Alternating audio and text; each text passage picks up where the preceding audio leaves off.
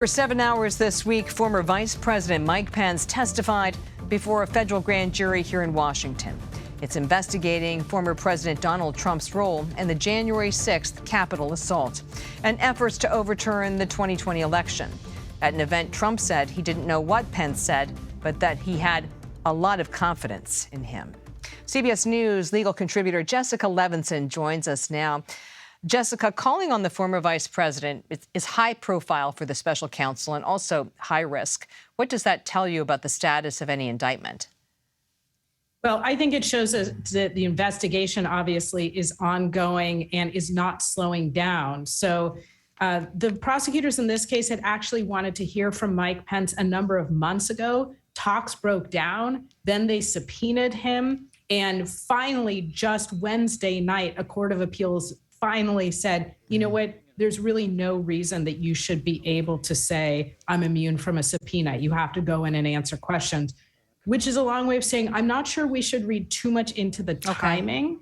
Okay. But the fact that the prosecutors still want to hear from the vice president shows that they think he has information about whether or not the former president broke laws in order to try and stay in power and thwart the peaceful transfer of power, because, of course, he was at the center of that. It was the former president saying to Mike Pence, use any power you have not to certify the Electoral College count. Well, you know how investigations work, and especially grand juries. I mean, you sort of move from sort of the outside of the circle into the center towards the target of your investigations. So now that the former vice president has gone before the grand jury, who else could really be left? It looks to me like the only person left is the former president.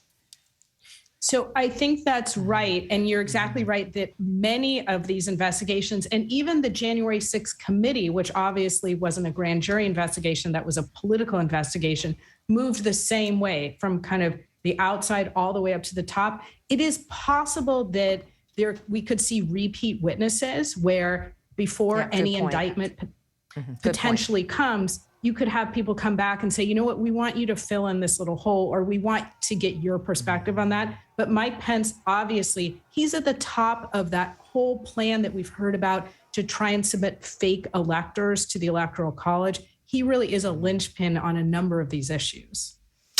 Let's just break it down for lay people. There was a whole argument over executive privilege. What were the left and right boundaries for the former vice president during this grand jury testimony?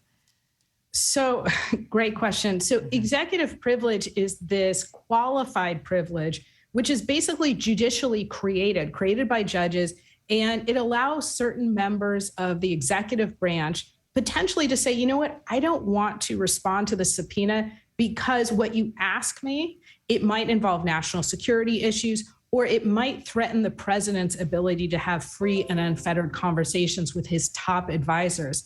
We have seen the former president, President Trump, try to assert executive privilege when it comes to almost all of his advisors subpoenaed for this particular investigation.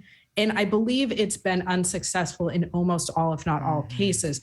So I don't think executive privilege created many boundaries. Now, the speech and debate clause, which was a different privilege, essentially, that the vice president asserted here, saying, well, I was acting as a member of the Senate, as president of the Senate, when I was certifying the Electoral College count.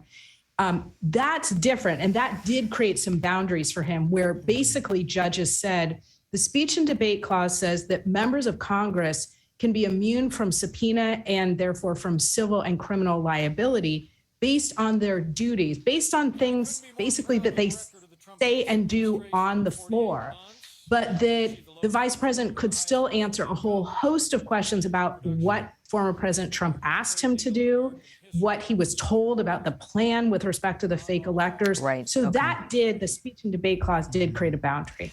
And just in the last few seconds, being in front of a grand jury for whether it was 5 hours or 7 hours is an extended period of time by any calibration. I'm asking you just for your assessment. Do you think that a lot of this was spent going back and forth between his lawyers as to what the boundaries were, or do you think it was really pretty substantive testimony? I'm going to go with C. I think it was probably all of the above in the sense that I think he did provide some real testimony. He had to, because he's written about some things and talked about some things in public. So if you're willing to say it in public, you need to be willing to say it. Oh, and write a book. Don't forget. And write the book. Exactly. This is true for many of these politicians.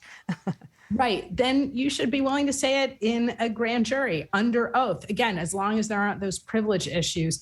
And I also think there was probably a good deal of fighting with the lawyers, particularly when they started to get to what we were just talking about, that speech and debate clause boundary. Right. Jessica Levinson, thank you for your analysis. Thank you.